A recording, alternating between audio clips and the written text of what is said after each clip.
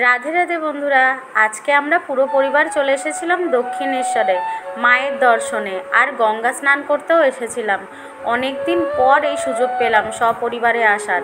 আর তাছাড়াও এটা আমার প্রথমবার ছিল যে দক্ষিণেশ্বরে এসেছি, তাও আবার গঙ্গা স্নানে সবার সাথে। তাই দিনটা আমার জন্য খুবই স্পেশাল ছিল। এই দেখো আমার পিসি, তারপরে মনা মানে আমার দিদির মেয়ে, দিদি, জামাইবাবু, আমার বাবা, আমার বর সবাই ছিল। এই দেখো মনা হাই বলছে সবাইকে।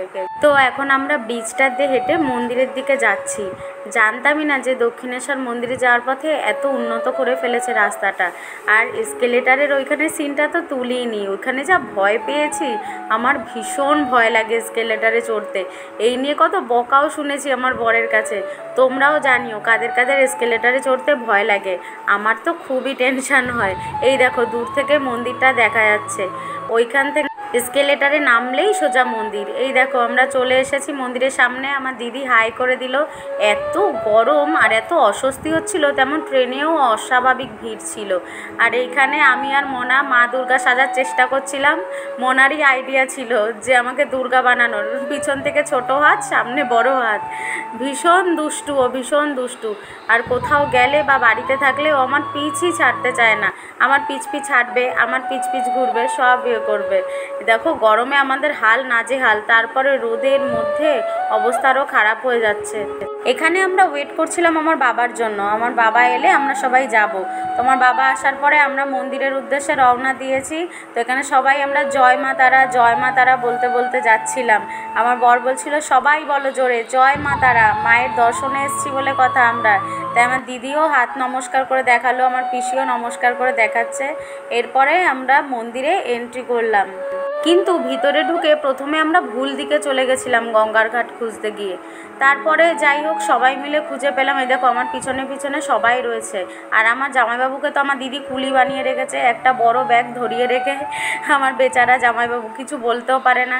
এখন আমরা এই মন্দিরের নিচে বসে রয়েছি। অনেকেই বসেছিল যে গঙ্গার ঘাটে স্নান করবে, যাদের বাড়ির লোক তারা অনেকেই মন্দিরের নিচে বসে রয়েছে। ওই দেখো দূর থেকে কি সুন্দর লাগছে হাওড়া ব্রিজটা। খুব ইচ্ছা ছিল যে এখান থেকে গিয়ে হাওড়া ব্রিজের উপর থেকে যাব, ওখানে দাঁড়িয়ে থাকবো। যাই হোক এত গরম পড়েছিল, সেই সুযোগ আর হয়নি।